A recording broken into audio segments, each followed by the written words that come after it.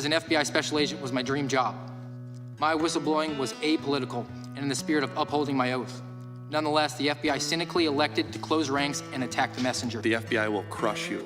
This government will crush you and your family if you try to expose the truth about things that they are doing that are wrong. We are all examples of that. Joining us now are Steve Friend and Garrett O'Boyle. Thanks for joining us, fellas.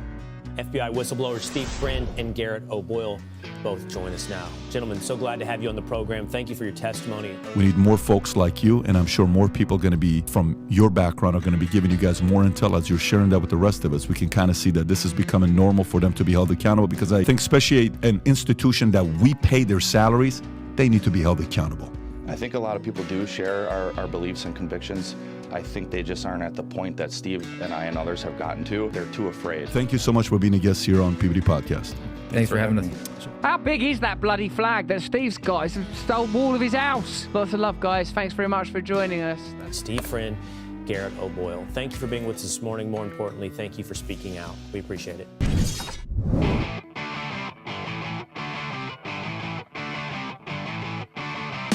You're in the information age, but facts are in short supply. Reject the noise, ask bold questions, and pursue the truth with FBI whistleblowers and founding suspendables Garrett O'Boyle and Steve Friend. This is the American Radicals Podcast.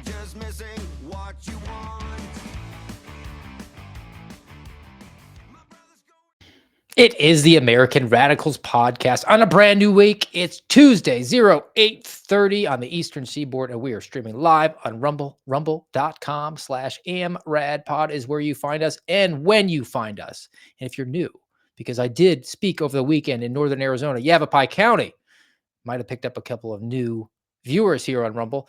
Make sure that you smash the thumbs up and follow the channel and join the chat where it's live and lively every Tuesday, Thursday, and Saturday. If you happen to listen to the audio format of our podcast on iTunes, Spotify, iHeart, subscribe so you can get the new episodes when we drop them, and give us a 5-star rating, maybe a 5-star review on iTunes. That way we can get some feedback from you all there on the audio format. Today, brand new week, we're going to be covering a topic that's gonna be a little dark, but are hoping to bring some light to it, and that is the American dream. Maybe reimagine what the American dream has become and reset it to where it should be. My goal today is to generally get everyone on the page to know that what you're sensing, the demise and fall perhaps, is not unique to you. We're all in this, and maybe if we just rethink and reprioritize, we can get back on track. And I want to get back on track in this brand new week with my friend Garrett O'Boyle at GOB Actual is where you find him on social media. Hope it was a great weekend for you. I didn't sleep much. Maybe the 4 girls gave you the opportunity to sleep in a little bit more than me, but I don't know. How was it, my friend? It was all right. Not much sleeping in, but I slept in my own bed, unlike you. So that's always a win. I never sleep great. You know, longtime listeners of the show will know that both of us were on SWAT teams in the FBI, and both of us were in resident agencies. So we had a lot of travel to our field office, you know, the city of origin up for our field offices, which meant lots of nights in hotel rooms. I've never slept good, never, ever in any of them. You know, very rare was it that I woke up in a hotel room and was like, oh, I slept great. So I feel your pain, but I'm glad you're back in Florida. I kind of wish I was with you, Steve. Not kind of. I really wish I was with you, because I'm sure it's warm, like summertime warm there. And I have my Sherpa hoodie here because I almost put it on for this episode because I'm cold. And it's not super cold here. Like when the sun is out, which it is today, it's nice. But I think we woke up to like a brisk 51 out there. Fall is here for us. Yeah. There's no way in the world that hell is a hot place for me. So I'm going to have to stay in the straight and narrow so I can stay in short sleeves when I go to eternity in Florida, where it was, like 74 this morning. A little nippy out there for me, but once I started moving around, I felt pretty good. But you know who's not feeling really good right now? The rest of America. Yeah. That's what we're going to talk about. The American dream, ? And I think it's dead. The American dream is this material idea. That's the way it's been pitched to us. The American dream, right? You own a house, white picket fence, 2.5 kids, got a couple cars, and that's all material.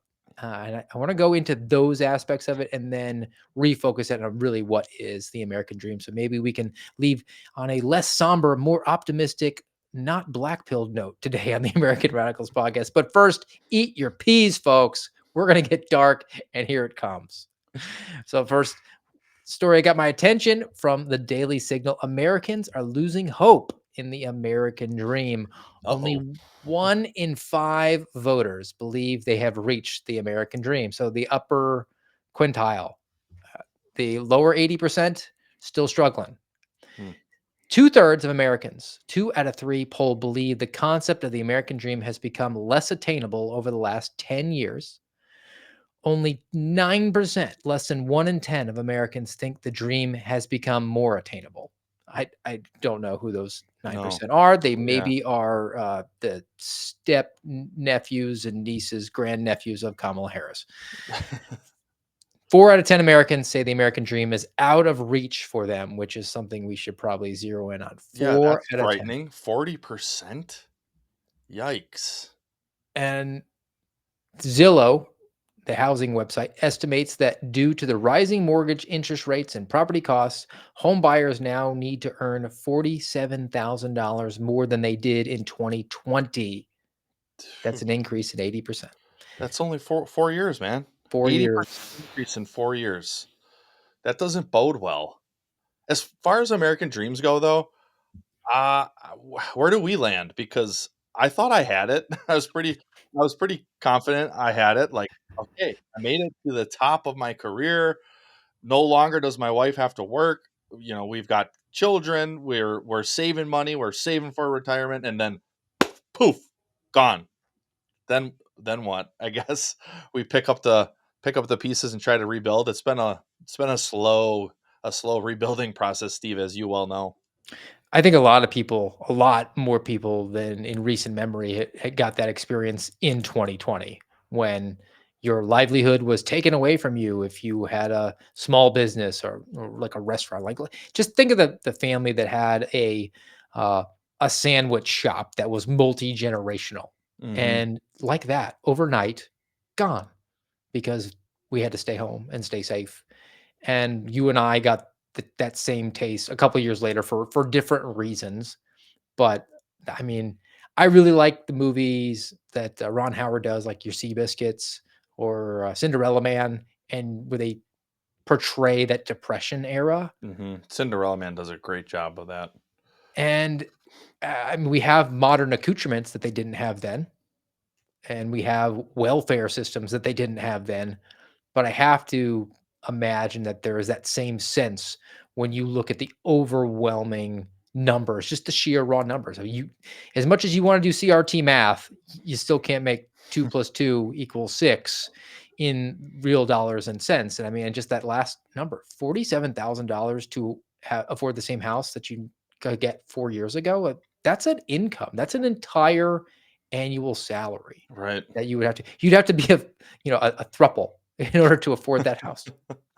Well, more of those are popping up too. Um, and then the sheer numbers, like the next one I saw was parenthetically was related to that, comes from CBS and just more perspective on, you see the annual number 47,000. It's kind of hard to put it in perspective. This one was easy to break down. Americans need an extra $11,400 today just to afford the basics. And they're sure to let you know that it was a Republican analysis because Oh yes. Joe Biden wants to tell you that you're actually doing better today. This was actually from the U.S. Senate. It was a joint economic committee, so not a think tank, actually senators that brought this forward. And $11,400 is about $1,000 a month.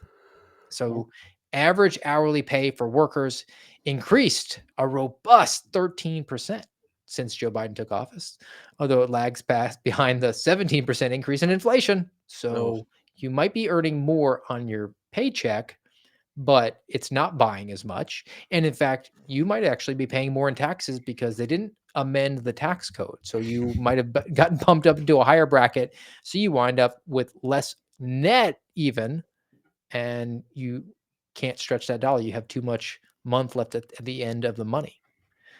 The main categories requiring heavier spending, nothing important though. I mean, just food and housing, transportation and energy. So That just like, you know, everything we need every day. that accounts for 80 cents of every dollar in additional spending, according to the analysis. 80s amount. Wow, wow, wow, wow. And And didn't we talk about recently how isn't the dollar like isn't it hasn't it it's deflated itself because of inflation to the point where a dollar 4 years ago isn't it 80 cents today or something like that? yes, it's basically 20, it's lost 20% of its value. And So you just kept it under the mattress, you turned a dollar into 80 cents just like yeah. that. And now that 80 cents is increased cost for your necessities. Whew. It I think we were talking even about it on our group chat that there was the meme that I think Kyle shared with us. It was in 1964. Oh The yeah. minimum wage was 5 silver quarters, 90% silver. He says in 2021, those same quarters are worth $23.34. Yeah. My dad was in high school, and 5 quarters what was worth $23. I mean, think of that. Like that's crazy. And that's when our government said, "Oh yeah, precious metals like even though we don't have a gold standard, they're still part of our currency. They're still important to us." Not anymore. Like I mean, I don't know what they're using in a nickel today, but it's not real nickel, you know. It's not No, there's no silver in our dimes and our quarters. I remember being actually told how that they used to shave the edges off of coins to get the metal off Oh. of them when they were Mhm. more pure, Yeah. and I never thought about that, and I was like, "Oh, that's why they put the ridges on them, so they know you were getting ripped off. You get like a 95% penny, you know, you're somebody's taking you to the cleaners on that one." Uh-huh. Uh, so, to the housing expenses, and, we've talked about this before, but, I think it's worth going into because it's not just those, like, right-leaning rags, not like Breitbart out there. This comes from CNN. Oh. CNN Business. Actually, I have 2 of them from CNN today. I read it so you don't folks have to at the American Yes. Radicals Don't podcast. give them any extra clicks. Steve will do it for I us. didn't. I went and got the archive. Even better, even better. Oh, yeah, because aren't they paywalled now? A lot of it is paywall, or they just have a ton of pop-ups because they're killing it, right? That's why they have Mm. ads popping up all the time. They're not desperately like trying to do like NASCAR versions of advertisements. Yeah, which I think there is a silver lining there. I guess it's a bit off topic, but if CNN is dying, America's winning because people are saying, "Wait a second, this isn't real journalism. You guys are so slanted." So it's it's somewhere in the area of like I think it's a third, maybe 35% of Americans are renting. The others own houses. So it's not a majority, but it's not an inconsequential percentage. It's fairly large. Okay. And of the people who rent, 86% say that they would like to buy a house. So very few people actually want to continue renting. Renting is basically patience. Yep. You're waiting for your job to pick up steam, earn a little bit more money, waiting maybe for changes in the interest rates, whatever it is. It's generally considered to be a temporary living situation. Waiting for that YouTube channel to take off, which by the way, we have YouTube now, everybody. Go search the American Radicals podcast and you'll Thanks find to us. the 4 of you following. Let's Yeah. double it today. um, so among the renters who can't afford a home, 54%, over half, think it's unlikely they'll ever be able to afford a Ooh. home. Not like, oh, maybe a new president comes in and things turn for the better. It's irrelevant to them. Oh, that's rough, man. I mean, think of that when you come to the realization of things in your life that you want. Well, like the American dream, part of that, I think, for many people is to own your own place. You know, to have your own home, maybe some of your own land, maybe both, and to to come to the realization that I don't think I'm ever going to do that. That's not a black pill to swallow. That's just a bitter pill. And again, it's one of the times I think that people are not having like excited delirium where they're not able to connect the prices with reality.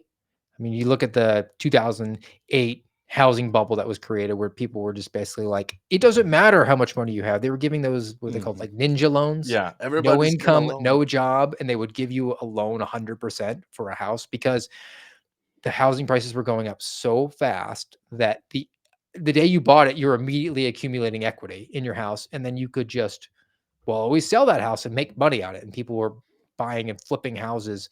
There were those crazy stories about like women. Oh, I think one woman she bought like 13 houses or something ridiculous and didn't even have a job. Oh boy. And then the bubble burst and it collapsed on Mhm. people. But I think now uh, there's at least a cautionary tale as it pertained to that. It's relatively recent in memory for people, even young people have learned those lessons from the generation before them, and they're just looking at the houses and they're not. Maybe the answer is just so overwhelming, but the normal uh, contrast between the wealthy and the rest of the people is wealthy people ask how much, and poor people ask how much are the payments, Mhm. right? They look short term. And I think how much of the payments is that's still not even affordable. And right now, if you want to move out of that apartment and maybe get a little slice of the American dream for yourself. So this comes from the Wall Street Journal. US home prices hit record in June for the second consecutive month. Sounds Uh, like that bubble's growing again, Steve. and we just reduced interest rates. So Oh, totally that's not political at yeah, all. sure. Of Not course not. playing into an election Mm. whatsoever. Jerome Powell made the argument that everything is fine. It's like Animal House, right? Kevin Bacon. Everything is fine. Don't panic. We're going to do a panic move and cut the interest rates just because the economy is fine and employment is awesome. Yes. Totally not to give us sugar rush. These things are not, they're not, they don't correlate with each other at all. Trust us. Just trust us. We're the experts. Now, we've talked about this number before, but the average housing price, according to Wall Street Journal, in June of this year, $427,000 was. I'm Mm, sorry, not the average; it was the median. So you list them all out. That's the one that's in the middle. That's a record going back to 1999, so a quarter of a century, and it's a 4% increase from last year. And then just put that into relative perspective. I use the example of, you know, uh, the Tinks, right? Two income, no kids, newlyweds. All right. And they're both doing okay. They're young. They're not killing it yet, but they're relatively successful. White collar jobs, both pulling in $50,000 a year. So it's $100,000 annual income. They don't have any extra expenses. They're not buying diapers, no formula, no, kids doing swan dives into the coffee table and having to go get stitches, no childcare. Exactly. So you have disposable income at that level, particularly $100,000. So $100,000 is about average a Yeah. $425,000 house. You're not going to be able to afford it. No, no, and that's above average. So I think it was something in the area of um, that would proportionally be like a $700,000 house would be appropriate for those people, which is like you need to have a butler answering the door, Right. like massive acreage, maybe a guest house, pools and tennis courts, right? That's Hmm. what our actual expectation is, but no, it's actually just like a starter home Yeah, for right. so many of these places, and it's a good lead in for the number of cities right now where starter homes are over $1 million. Oh boy. I don't even want to know. And like, I know it's going to be your coastals, LA, well, all of California, probably. CNN Money gives you this one. This is there's over 200 cities in America. What? 200 cities have $1 million starter homes. That's crazy. It sounds like I need to move to Mississippi because I bet the starter home there is still relatively low. Yeah, and you could work on the Choctaw Reservation. I'm in Meridian, Mississippi. Yes. I totally didn't look into taking that transfer before I moved to Florida. Let's get sidetracked on this one, Garrett. Let me explain this situation to you, okay? We were going to talk about the FBI today, but Now we uh, must. I was getting close to the end of my exit benefits. We knew we were going to be somewhere maybe in the southeast, and I was like, Mississippi. It's still kind of a far drive. So did you got an exit benefit because you worked on the res in Iowa? Is that Y- right? Yeah, well, the Okay. reservations were in Nebraska. I lived in Oh, okay. Iowa, All right. and I had to do 6 years, and then they amended it and made it 5 years when I was in my sixth year. Oh, So great. that, Thanks. thanks government. Yeah. But there was a transfer that popped open, and I had to deal with the wife. If any transfers popped open that I thought might catch her fancy, I would throw them to her. And that one caught my fancy. So I did some research on it before I even presented it to her. Called this guy up, and he explains to me that he does it with the foghorn leghorn voice. Like he has got this deep drawl, and I'm just thinking he's wearing a seersucker suit right now. Uh-huh. She's sipping some sweet tea on the porch. And I said, what is it there? He says, well, it's a 2-man resident agency. So 2 guys come to the office. He goes, you would be number 2, and I'm getting ready to retire. So that would make it back to 1. It's been a 2-man office the whole time I've been here for 20 years, and I've never had somebody here with me. I've been by myself. Dude, that sounds like an awesome gig. He says, it is Indian country, and I work on the Choctaw Reservation. I'm 90 minutes from headquarters city, and they just leave me alone. That's I'm a awesome. big Alabama football fan. I go to every single game. And he is in Southern Mississippi, is in town here. So it's not, the rest of the state of Mississippi is not really good for education. He goes, but it's relatively okay here. And I'm like, I'm gonna get me a seersucker suit because I'm coming. Yep. And my wife was like, no, we're not moving to Mississippi. So that dream died. That American dream died. But we got to go to the free state of Florida a few years later, so that worked out okay. Yeah. But to this CNN article, 200 cities actually. If I could align the stars differently, Steve, you and I would be the 2 men in that RA today. Man, that would be epic. So a report from Zillow indicates a typical starter home is now worth $1 million or more in 237 cities. Good grief. It was 84 cities in 2019. Okay, so 5 years. 5 years, Wow. it's tripled. It's tripled. That's pretty insane. Starter homes, and then this is the perceived to be your first step into the American dream for so many young people, is getting that home. We're actually accruing some wealth. Starter home values have grown 54% in 5 years. That's so crazy to me. It, you can't possibly get into that. You're renting for a time being. It's patience, and maybe I can stabilize. Like, did your income go up 54% in 5 years? And I mean, it No. was Yeah. largely due a couple factors: the coronavirus, when people were just like, "Get me out of Michigan, I'm moving to Florida." Yeah. And then people were remote workers at that point, so you could have a high-paying job and not live in the city, Mhm. and that drove up the housing values. And people needed more space, so they were, trying to move out of their house because they needed an extra bedroom for that office. And then the Reserve, which is bringing down the interest prices or interest rates because the economy is just so darn good. uh, they basically kept, uh, interest rates to zero for so long that people were buying a lot of house. And now that they brought them back up, uh, housing prices might not be going up at the same rate where they were in 2020 and 2021, but it's back to the question of how much is the monthly payment. When you toss in a high interest rate on top of it, that's going to more than make up for the fact that the housing price hasn't continued to go up. It's just, I don't know how you reconcile or how you fix that. I don't see a reversible course. So I think we're going to eventually get there. Like, we have to accept somewhat that this is the status quo now. Yeah, I mean, we've talked about it a lot in the last few months, I'd say, where the comfort America has had a lot of comfort for a long time, because I'm with you here. I don't see this reversing anytime soon. And I know a lot of people put their hope in a politician or in a party, or it's the best we got. And it's like, well, no, that the status quo or worse is not going to fix these problems that plague many American households. Because, well, just look at government spending.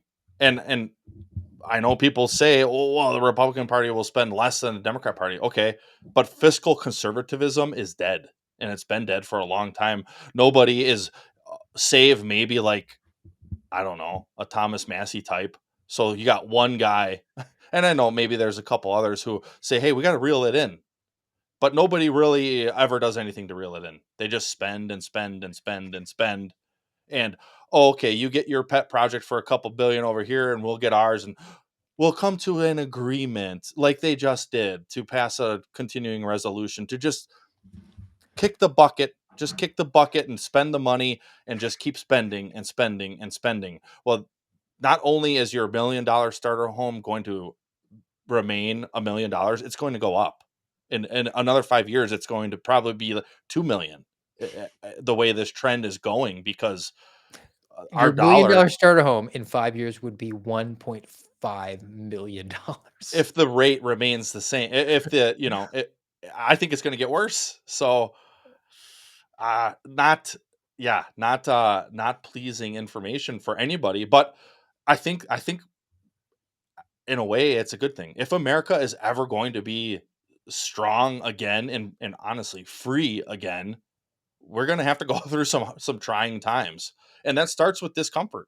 And when you're uncomfortable, you're not coming up with 79 different genders that you might be today, because you don't have the bandwidth to focus on these myths and wander off into them, because it's, how am I going to eat? And guess what? Government's not going to be able to do it for you forever. They may claim, "Oh, we're from the government and we're here to help and we're going to take care of your every last need." That's going to only lead to totalitarianism and tyranny, more tyranny. And maybe that's what we're going to get. And maybe deservedly so. But these things are cyclic, and eventually those hard times are going to result in hard people. But the good hard, the strong people that America was built on and built with. And so maybe someday, probably long after you and I are in the grave, um, maybe America can be great again. I don't know. The navel gazing will definitely come to an abrupt end. We'll not be pondering 666 genders when you're struggling to eat. And Yeah. thank you very much for bringing up and reminding me of how yet again our elected officials, who last contact was what, May 18th, 2023. Garrett, was that Uh-huh. Yeah. basically what it is, other than a text here or there from mostly staff? And then when they check in and say, "Hey, how you doing?" and we answer honestly, we get crickets. Yeah. Nothing. um, they decided that they're gonna spend the money and then have it expire right before Christmas when nobody's paying attention, Mhm. and then they could have another midnight vote to spend more money Right. because it's one big club and we ain't in it. Mhm. Uh, Want to get to a couple more stories, but before we do, let's thank today's show sponsor. That's the mclip.com. Money Clips. Guys, if you go to m-clip.com, m-clip.com, and you use the promo code suspendable, you get 10% off. They're luxury. They really are. They're really nice. And as much as you guys have all this extra money now flowing around thanks to the Biden inflation, you need somewhere to hold it together because you got to hold on to what you do have. They're sleek looking, 20-year-old patented technology. It's made in America, none of the China. China. It's generational company, been around for 20 years, patented. If there's any sorts of fails, they will replace it. And you can get them with your initials monogrammed on them. You can get them, they look like metallic or they got leather. You can get the suspendables emblem on there with our badge, the upside down FBI badge for an agency in distress, and the suspendables S, or just our logo there, suspendable. All of it, if you use promo code suspendable at m-clip.com. Got a couple more stories. There it is. No money in it, Steve, just some cards, but this thing is a beauty, man. It really is. I love your driver's license picture. You Right? just boxed yourself. Look at that. I had longer hair back then. That was before I got a haircut. That is Samson right there. All right, a couple more, and then I want to actually pivot over to the real American dream, and even the threats are there that we might actually be more duty bound to confront at this point. But to close it out, I've got two more. This comes from the blubber, unusual whales, which I can't say I love without it. laughing. Yeah. The American dream costs $3.4 Oh, million. yikes. Yikes. I don't think I've yet even come close to making that much money in all the years I've worked. This is a pretty good breakdown. This is an excellent website. The fact that they get really into the nitty gritty here. Their social media is also really good, just for some snippets. But the way that they quoted out the traditional American dream, it's a path of marriage and 2 children. So Garrett, you're double the American dream. Oh, yeah. Owning a home, including a mortgage, with various factors like 10% down, 30-year fix, 7.2 interest, like all that. $800,000 for this house. Okay. If Yikes. you follow the average American dream, 2 children, raising them to the age of 18 costs about $577,000 for 2 children. Mm. Then you start sending them to college. That adds extra. And the estimated lifetime cost of purchasing cars for you and your family is $270,000. When you Wow. throw in not only just the automobile purchase and then maintenance and fuel and upkeep and all that, it all adds up for a family of 4 in America for 18 years, happily living in the suburbs. $3.4 million is what you would have to accrue in 18 years. Seems like a pretty big lift. Mm-hmm. It really does. And that doesn't even include, like, I guess I always kind of looked at the American dream because we've had it so good. Like, I don't know, you got a cabin up north, or you got a lake house somewhere, or you got a jet ski, or look a little extra. Yeah. So if you want to talk that style of American dream, you got to be looking at 5 million at least.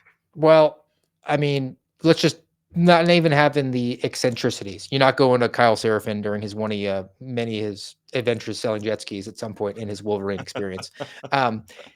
18 years, I did the math. You'd need to average $188 to $190,000 a year for 18 years. Not a lot of jobs out there paying that kind of scratch Not for. even dual income. Dual Yeah. income, you both be having to bring in $90,000 to $100,000 each, Yeah. which is not common. It's not common. No. And that's not an extravagant lifestyle. And that's just a regular, normal existence. So it is mathematically unattainable for huge swaths of the population. I would contend the majority of people, which is why people are feeling like apprehensive, because every year you're not pulling down 190K, you're falling behind. Yep. And your dream is slipping away. And Huh. and that will actually get us to some. I'll skip over the one that I had. It was about electric vehicles, but we can transition, I think, to why people are feeling the way they are. And this comes from Zero Hedge, and they pull from other sources as well. But this one is original to Tyler Durden. The rate of depression among Americans has reached a new high. I wonder why. I wonder what could ever be the cause of that, Garrett. 3 out of 10 people have been clinically diagnosed with depression at a point in their lives as of 2023. Now, I think that you could make the case that we overdiagnose it a lot. To get on a side note, I was flying yesterday or Sunday, and the gentleman that was on my airplane with the 40-pound hound dog emotional support animal probably has having some depression issues. Can we end that, please? If you are stressed out to fly, you don't get to fly. You get to be John Madden and get a bus and drive. Yeah. I think a lot of that is just for attention. And like, and look at my background too. Like, I know guys who got the legitimate dog, through the VA and stuff like that. And they find purpose there because they got to get up in the morning and they got to walk the dog and they got to feed the dog. And it really has helped some people rebuild. But I think by and large, these people aren't. Do you got the papers? Show me the papers, because I don't believe that this is an actual emotional support dog or pet or animal, whatever it is you have. I think you just want to bring it with you on the plane, and you're seeking attention, and you don't actually have, you didn't actually go through the steps and the procedure to be like, yeah, this is legit. And I even think back, I think it was World War I. They called that, shell shock syndrome back then. But if you go look up some of the footage, these guys literally had shakes, and they're like walking around just like shaking. And one of the things they did to help these guys overcome some of that mental trauma was they took them to a horse farm, and they had them start like helping with the horses and raising, and it really worked. But I think today in 2024, you're bringing a freaking 40-pound hound dog on. That's not an emotional support animal, dude. That's just your pet that you want to bring with because you think you're special, and you're not. And I will note that you do get attention, but the attention is for your dog, so you're still a loser, which should make you feel more depressed.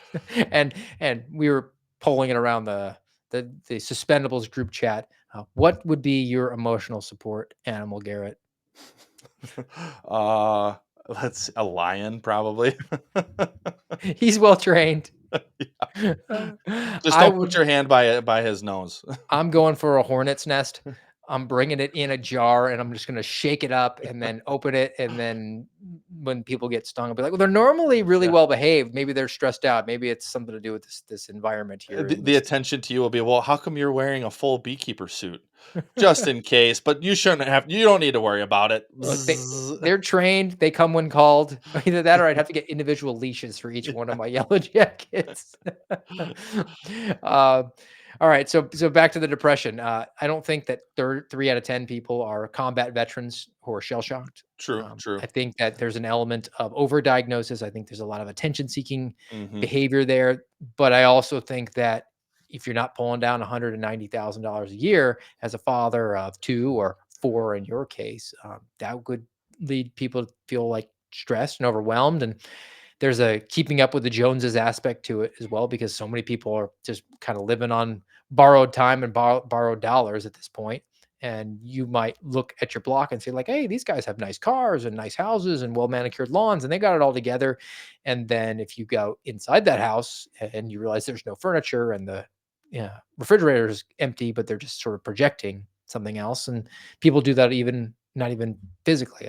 Social media, how many voters are out there? How many young ladies, especially, who are looking at Facebook and their high school friends who are living their best life, YOLO, and then look at their financial realities and be look feeling a little bit down, feeling a Hmm. little bit out. For sure. And I mean, I think it's it's a deep problem, man. It's I don't know entirely what it, well, easy answer for me, I guess, is we've become a godless society. So that's number one. But what you were saying there jogged my memory, and I thought of this wrong one. This one, I thought of this right here. This quote from Henry David Thoreau. And so I don't know what years he was around before us, before our time, but I think this rings true today as well. He said, "The mass of men lead lives of quiet desperation. What is called resignation is confirmed desperation.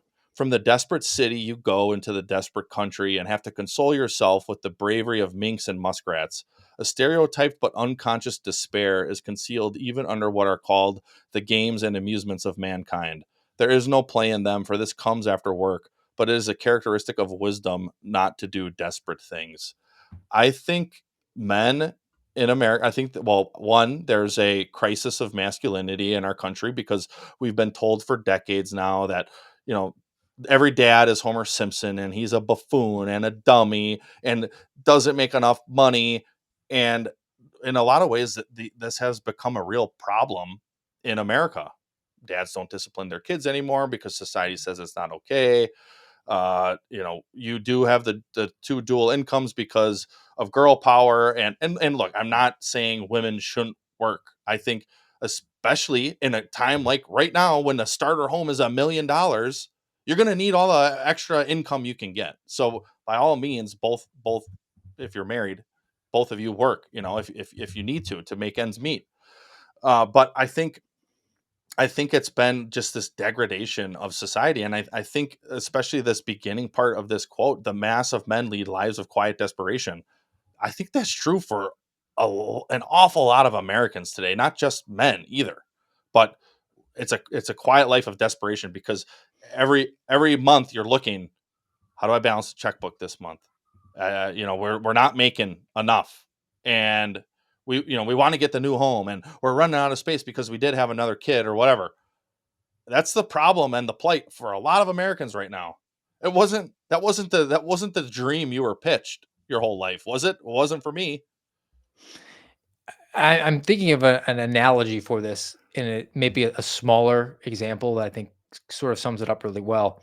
Because we're all pitched the American dream, right? You see it in pop culture, and you grew up in it, right? Your parents have it, so you presume that like that's going to be the path that you follow as well. I mean, you'll do something professionally maybe differently, but you're going to live some sort of similar life. And I think it's kind of a rare person that is like looking around like, what, I don't want to do this. I mean, I think most people who grow up in the burbs are like, I'm going to be in the burbs, Hmm. and then it has the other side of that edge where people are like growing up in poverty, just assuming that they're going to be in poverty for the rest of their lives. But it's nurture versus nature. But the example I'm thinking of is when my wife and I were getting married, and I remember being so angry at the lie that I thought was being told to all these women who were engaged, like, that it's your day, you're gonna be a princess, and unless it's perfect and it matches what is in this bridal magazine, Yeah. then your life will be ruined. And they stressed out so much, and I just kept saying, "It's 4-hour party, Right. 4-hour party, it's over after that, and do not stress it." My wife was pretty resilient, and she didn't become a bridezilla. Hmm. But I think that it's a 1 4-hour party, but you're set up for that for your whole life. If a lot of these young ladies, that is their belief, like, unless it is perfect, then everything is ruined. Right. And then extrapolate that out to not just the young ladies, but young men as well, and you look, it is not just the bridal magazine, it's your whole life, and you Right. consume pop culture and your friends and growing up, and all that is, well, that's the path, and then all of a sudden you can't get it, and now Hmm. it's ruined And for you you. start to realize it's fake. Like, think of even what we have today with Facebook. I don't know who uses that anymore, but I know people do. But Instagram, How's your MySpace? yeah, you name it, and it's all curated, just like those bridal magazines, to be perfect. How many times did the OnlyFans chick with 500,000 followers? How many takes did she take to get the perfect picture or whatever to then There put? there's a social media account that takes pictures of those people taking pictures of themselves. It's one of the funniest things. I have to Oh find out man, what it's called. You see them with, like, the selfie stick between their toes at a weird angle, just to expose it. Yeah, Uh, it's so true though. And my wife, when she was in college, she worked at one of these bridal shops, and she's like, I remember it didn't take long for me to be like, I don't ever want to be like that. It's just not a realistic outlook, but it's one of these lies, right? That we've been sold. And it's like, that's not life. Your Uncle Jerry's going to get drunk, or the DJ is going to play a song that you didn't like, or that wasn't on the list that you get. And then what, your whole marriage is going to be ruined because of that? I Like, come mean, on. we scaled down all of life to this bridal shower. You could scale that, or bridal shower, to a wedding. You scale that down to prom night. You remember the Yeah. girls that would cry, they all cried because Yeah. they didn't have the perfect limo. The limo arrived 8 minutes late or something like that, Mhm. because it doesn't meet the expectations that you've had for, at that point, they had maybe 2 or 4 years of expecting their prom to be awesome. Mhm. Uh, and then 18 to 25 or 30 years for young ladies getting married. And now it's the whole of your life. You just extrapolate. It's the same sort of story, just scaled up. Um, and I think it's also, there's the material aspect to a prom, to a wedding, to even just living in the burbs and affording a house. Those are all material, which is why I want to transition and finish up with, what is the real American dream? Because we do have a new status quo, and I don't have the solution for that. I don't think any individual does. I agree with your sentiment. We're in for some rough times, Mhm. but if we can reimagine, uh, concentrate on what is the actual American dream, then we can still be fulfilled and not be facing these record numbers of depression. Okay. And I think there's nothing more clear to me than having kids, being a mom and a dad, which you can do at any income level of various stress, which is the story that I want to take it to, because your government doesn't want you to have the American dream, be it a house or what my hypothesis is. And there's no further evidence or greater evidence than the U.S. Surgeon General. The U.S. Surgeon General says parental stress is now a significant public health issue. So, how do we solve that? Well, before I do, Dr. Vivek Murthy stated that although he considers himself fortunate to be a father, wait for it, parenting has proven to be the toughest and most rewarding job he's ever taken on. According to his advisory, 48%, nearly half of parents claim that their stress is completely overwhelming. 41%, 4 out of 10, admit to being so stressed on most days they're unable to function normally. How would you solve, I don't know, a public health crisis like a virus, a pandemic? How do we stop parents from having the stress that is a public health crisis? Oh, infanticide, or just birth control. Just stop having kids. Just more population control mechanisms. Okay, this is where I see this going, Steve. And I'm no prophet, but this is where I see this headed. It's a public health crisis today. It's going to result in further indoctrination of why you shouldn't have kids. Why, you go live your best life, right? And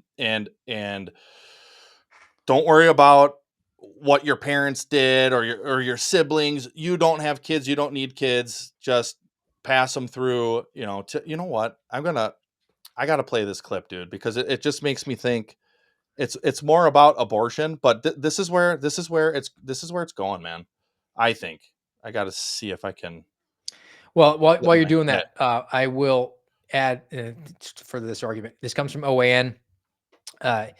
This is the Surgeon General. He continued explaining that this is very unique being a parent. Nobody's ever apparently been a parent before. Apparently, if you live in the 21st century, nobody has the experience of that everything is new and novel for you. You want to talk about navel gazing and being all about yourself. But this is how they characterize it. There's unique difficulties because of the internet. I mean, they did have like no basic medicine 100 years ago, and put their kids in a covered wagon a couple 100 years ago, and knowing that they're probably going to die of diphtheria. But growing teenage mental health crisis, an epidemic of loneliness plaguing young Americans and their parents, and the fact that the majority of modern women are now expected to work as much as men do. I wonder, could that be because it costs $200,000 a year to live normally?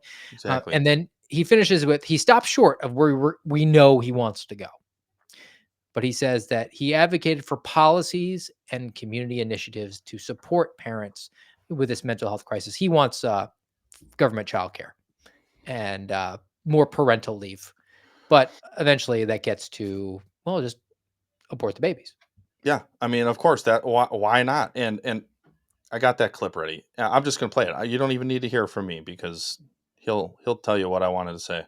Church, the god of baby sacrifice. And who was Asherah? The goddess of sex. And they would worship Asherah through orgies and unbridled sexual escapades, which 9 months later results in an unwanted baby, which you then pass through the fire to Baal. What if I told you the strategy has never changed? What if I told you there's nothing new under the sun, and as it was in Judges 6, so it is today? Planned Parenthood and the spirit of the age and his acolytes have used the same Judges 6 strategy for decades. They push pornographic, sexually titillating material and curriculum onto young kids to break down their sexual and societal mores and standards, to reduce them to their most animalistic appetites so they can't govern themselves, so they'll have more sex, so that more unwanted babies will be produced, which you can then pass through the fires to Planned Parenthood today. Gideon is facing the same culture war that we're facing today that so many pastors refuse to engage on because I don't really do the culture war. I just preach the gospel. No, you preach a syncretist, cheap grace gospel to ensure that you don't lose any ties from the people in your congregation who you refuse to call to repentance. I mean, damn. Like that's it. That's your Surgeon General warning right there about your parental stress. That's what a pastor is supposed to be doing, calling their congregation to repentance and pointing out these truths that have never changed, whether it's Baal and Ashtoreth or the Surgeon General and atheism and God is your government and God will take care of everything. Oh, being a parent is just stressful now. So yeah, we're going to give you more days off. We're going to start. It's like Steve, it all goes back to COVID, right? We're going to start with the carrot. We're going to give you the carrot. Hey, Krispy Kreme is going to give you a free donut every day for a year because that's healthy, right? As long as you have your Vax card. So there's your carrot. So here's your carrot. Some extra days off, government funded childcare. Oh, you mean more comfort, more comfort. comfort that we're going to offer you in these times that are going to demand hard men. Mm-hmm.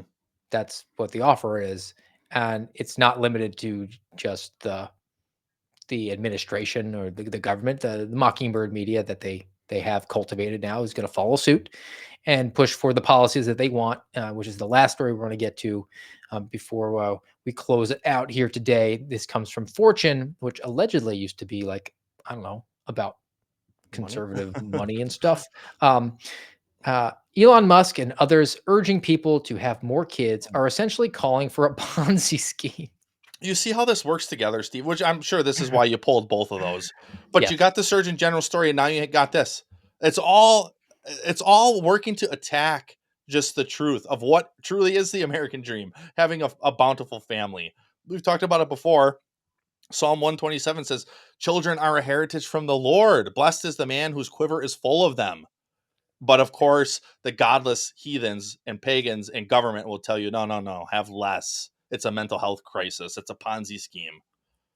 And there's a language element here, unless I'm ignorant to this term. This seems like a new word.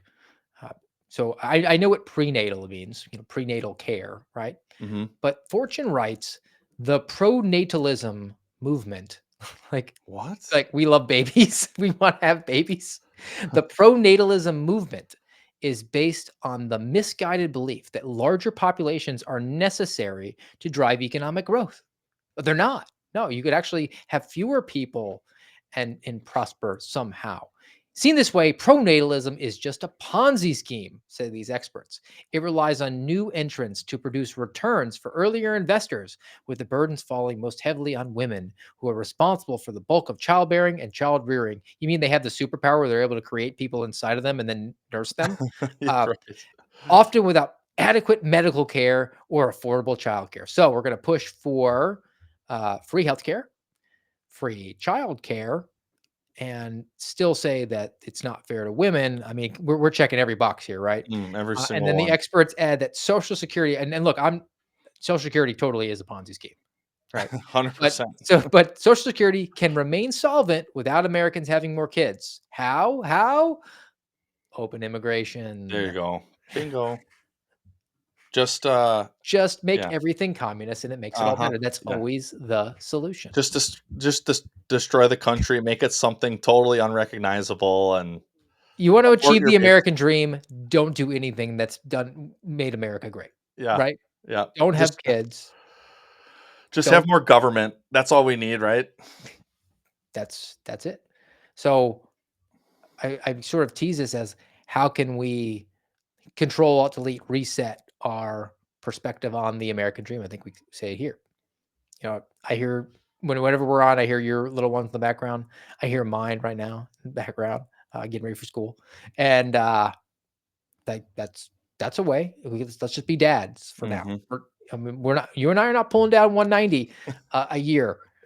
Not even close. Pulling down at this rate. You and I will not pull 190 down ever. In a decade. But that doesn't mean we can't focus on what is really important. and that to me is the American dream. So that is maybe the silver lining here, that we can not only know that we're not alone in the economic struggle, but also reorient to what we can focus on and actually have a positive impact on. So that's the way I maybe can leave you unblackpilled today on the American Radicals podcast. I do have another one to leave you off with a laugh. That's the palate cleanse. But Garrett, as always, why don't you send us your thoughts? Yeah, I mean, I'm with you there. That what it comes down to is what you just said, Steve. It's being a dad. It's being a mom. It's being engaged. It's being involved. It's being that leader and teacher that your children need, because they don't. What do they know? Oh, another one we've covered many times now. Proverbs 27:17, I think. Raise up your child in the way they should go, and they will never depart from it. They can't do that on their own. Comrade Kamala isn't going to do that for them. No one in government is going to do that for them. It's up to you. It's up to mom and dad to do it. And it's the greatest joy. It's the best joy to have that responsibility. And it is a responsibility. Anybody who's had kids knows that responsibility. When that first one is born, it's like, oh crap. I don't think I ever could have been ready for this. And now it's up to me to make them, functioning members of society. And on Sunday, my pastor pulled me up in front of church and we talked for a little bit. And the focal point of the conversation was about waiting on the Lord. And that's hard sometimes, man. As you're in the middle of it too. You're in the thick of it too. And it's not easy. It's really hard sometimes, actually, especially because we're imperfect beings. And it's like, I do want the American dream, not only for myself and my wife, but for my children too. And I want to hopefully thrust them into something better. And where we're sitting right now, it doesn't look like we're getting that. And I don't know where it goes from here, but I think of a lot of these examples, biblical examples. I won't even read the verse I had today, because I'll just mention a couple of these examples because we're running out. But you got Joseph in the book of Genesis, who his brothers threw him into a pit and then sold him. And then eventually, years later, he's elevated to a high position in government, and he's able to not only take care of his brothers and his family, but a lot of his people. You got Moses, who fled Egypt after killing an Egyptian, and 40 years go by, 40 years of waiting for him to go back and rescue his people. There's a number of other examples, and it's not easy. Almost all of the Old Testament prophets waiting, nobody listening, calling truth to power, to government, oftentimes, and them not listening. Sometimes the prophet themselves getting in trouble for it, and years and years and years go by. And it's not hard, but when we do the right things, and we're not going to get it right every time, but when we do the right things on an incremental basis, that's it. There's your dream. There's your American dream, pushing forward for something good in the future. Well, you want to talk about something providential. You talk about waiting. Let's transition to the palate cleanse. I've been collecting stories that are told in the Soviet Union by their people among themselves, which reveal they've got a great sense of humor, but they've also got a pretty cynical attitude toward their system. And I told this one, Bill, you'll have to hear it again. I told it in the car. I didn't tell this one to Gorbachev. You know, there's a 10-year delay in the Soviet Union of delivery of an automobile. And only 1 out of 7 families in the Soviet Union own automobiles. There's a 10-year wait. And you go through quite a process when you're ready to buy, and then you put up the money in advance. And this happened to a fellow, and this is their story that they tell, this joke, that this man, he laid down his money, and then the fellow that was in charge said to him, okay, come back in 10 years and get your car. And he said, morning or afternoon?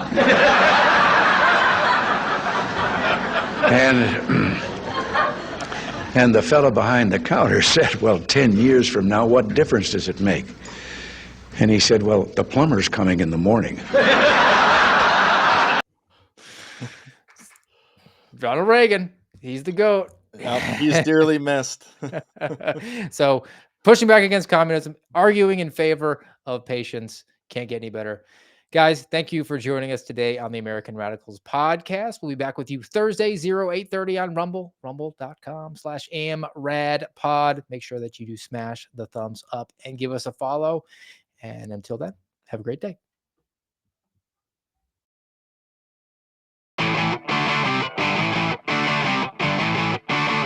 You've been listening to the voice of the Suspendables on the American Radicals podcast. Follow us on rumble.com/amradpod.